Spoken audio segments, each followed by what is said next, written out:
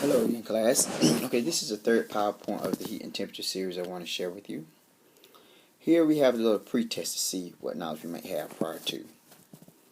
Let's complete the sentence below and use the words to fill in the gaps. We got the word melt, boil, Bunsen burner, fail, liquid, gas, rise, and solid. Now let's say we heated some ice cubes in a beaker using, what do you think? What particular equipment you will use for this?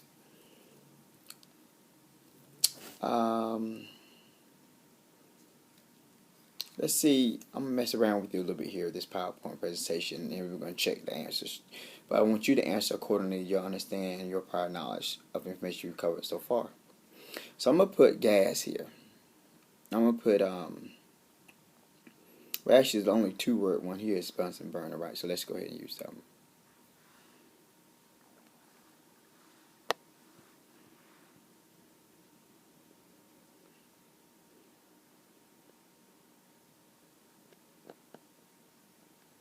Okay, so we're writing this in here. Apologize for my writing. Okay, now, so it said we heated some ice cubes in a beaker using a Bunsen burner. The ice started to do what? What do you think? Let's say rise. Hopefully you're not getting the answers that I have. Let's see. At 0 degrees Celsius and turn from what? Gas into a solid. The temperature continued to do what? Fall. Okay, let's see. Or fail until the water started to melt. Until the water started to melt at 100 degrees Celsius and turn into what, a liquid, we think. When we switch the Bunsen burner the temperature, what word do we have less? Boil. Now, how accurate do you think what I just stated is correct now? Let's see what you have for your answers, okay? So,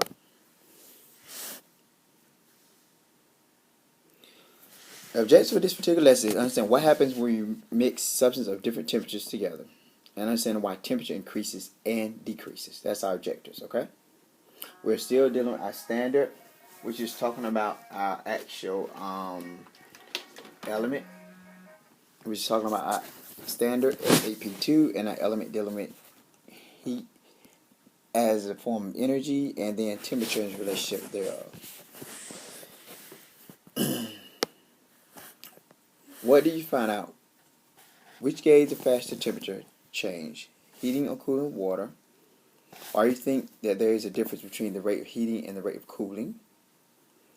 Now, with these questions, this is from a particular lab that we'll probably do in the class, okay? So the steps for the lab is in this particular PowerPoint presentation, but I want you to draw the information out thereof also. Therefore, you'll be a lot more prepared to do a lab in class. Remember, this is our model of our flip, reverse classroom mindset where we're trying to gain or give you the information beforehand, and then in the classroom we can do the extra hands-on, creative, synthesizing learning approach from the prior knowledge you bring to the classroom.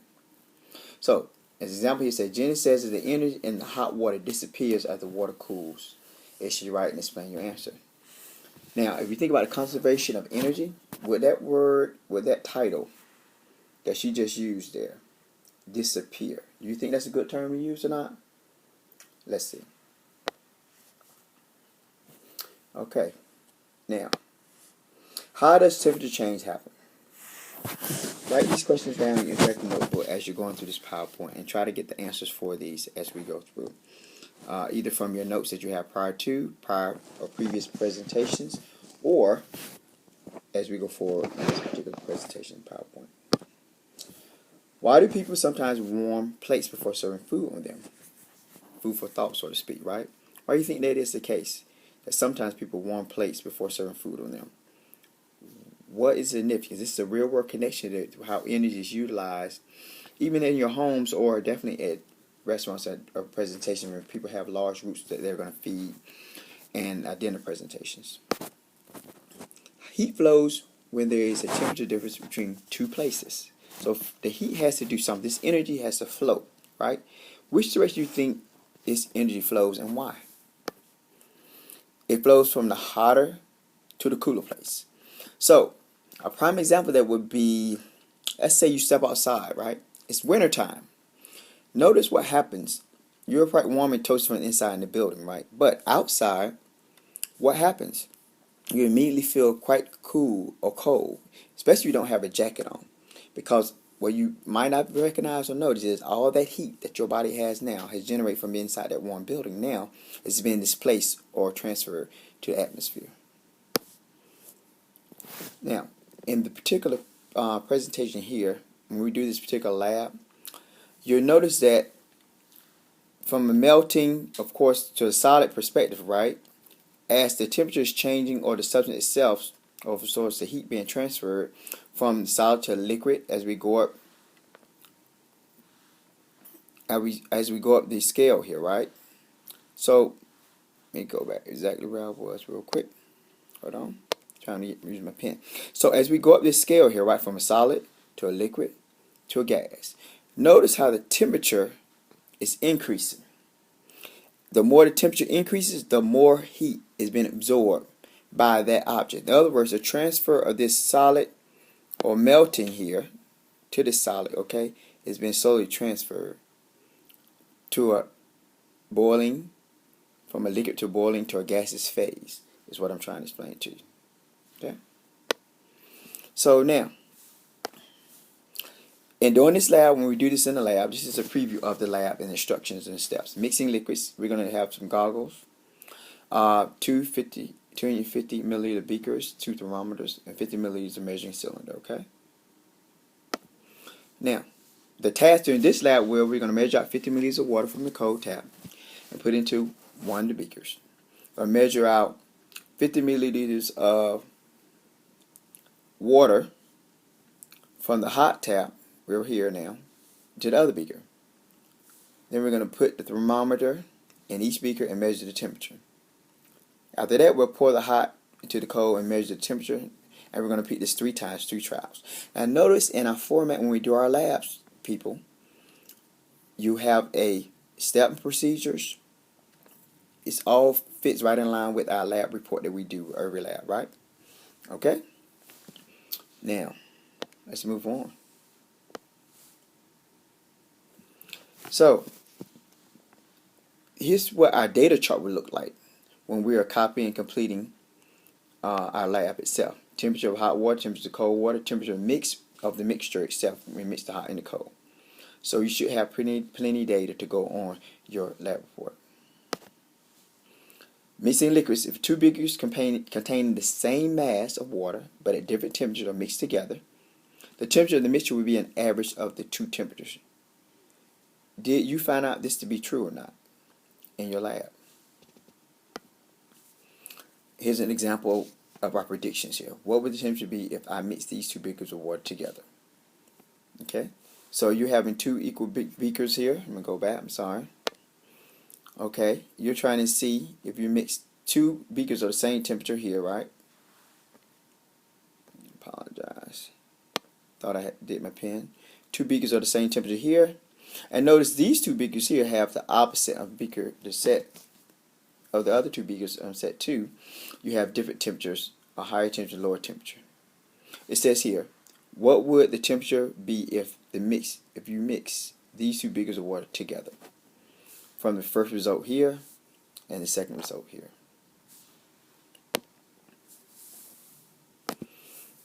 Now, look here. We have looks like a picture of a cup of hot coffee, right? Okay. The coffee is cooling because heat energy is doing what? Disappearing. Is that the correct term to use again? What term could we use? By now you should have recognized what term we're using, or we'll find out later. Always keep in mind, dealing with our standard, the conservation of energy. The coffee is cooling because coldness is coming from the table. So now, an area of what? Colder, lower temperature, the hotter temperature is transferring the heat energy there. The coffee is cooling because heat is being transferred to the air. Prime example we just spoke about. The coffee is cooling as heat leaks into the table. Uh-huh. Also, you'll notice that the actual table itself, matter, right? Atoms within, vibrating, or drawing the heat from the coffee, the liquid itself, not only from the actual container of the warm or hotter coffee cup, okay, but also to the solid surface of the table itself. Quite interesting, right? What is heat? We should definitely know this definition by now. Write this out in your notebook. Heat is a form of energy like sound energy. Stated before, right? It cannot be used up. It is just transferred. What is this called? What's the name of this? What would this be called? The law of what? Think about it. Heat, thermal energy, another name for it, in the coffee may be transferred to the air around the liquid or into the table the cup is standing on. So this all the energy conversions or heat transfers of the particular liquid into the surrounding atmosphere and surrounding matter of the table, coffee cup, things such as thereof. Which has more heat? This glacier here of all this large body of water, or this coffee pot here, or a small glass of tea? What do you think? Think about the particles we talked about earlier in the earlier presentations. Which has the most heat energy? In this particular diagram, the muscle man here in the particular warm water is pointing to, or the hot cup of tea that he's sipping on. Nice tattoo, right? Must be a sailor. Okay, let's move on. Heat, energy, and temperature. Temperature can be thought of as the average amount of energy per particle in a material. Now, this is the actual definition. The average amount of energy per particle in a material. Heat energy is the total amount of energy of all the particles in a material. So, temperature is the average amount of energy per particle in the particular group of material, whether it's a body of water, whether it's just the table itself, whether it's our body as humans or what have you. Any object or body of mass, of matter, right? Then heat energy itself is the total amount of energy of all the particles in the material.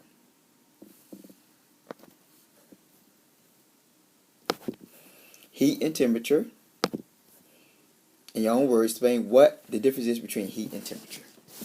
Try to do this real quick in your notes as you're taking notes from this presentation, please. Now, make sure you use the language and the definitions, the scientific perspective, but do a shorter version of something that you can show better or direct understanding. If you have to, put an example there. Explain what the difference between heat and temperature. I'll give you a few moments to do that. Okay, here we are. Let's see, can we fill in now this particular presentation correctly with this pretty post-test quiz, so to speak, or post-formative. Heat energy, what we're going to put here this time, is a type of what? Well, okay, energy. Let's say energy. It was easy. That can be what? What do you think? Transferred?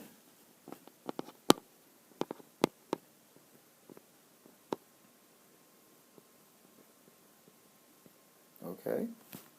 From one object to another, right? Heat energy always travels from the object that is what? What do you think? Hotter? To the object that is, I would assume you would say colder. If the difference in temperature between the two objects is large, the energy is transferred faster. That goes exactly with the scenario that I mentioned earlier about when you step outside in the winter, right, from a warm building all nice and toasty. If you don't have your jacket on, you hit that cold air, you notice that all that heat, immediately you feel the chills, right? goosebumps or what have you, as you call it, because your body's reacting, because all that heat is now escaping your body.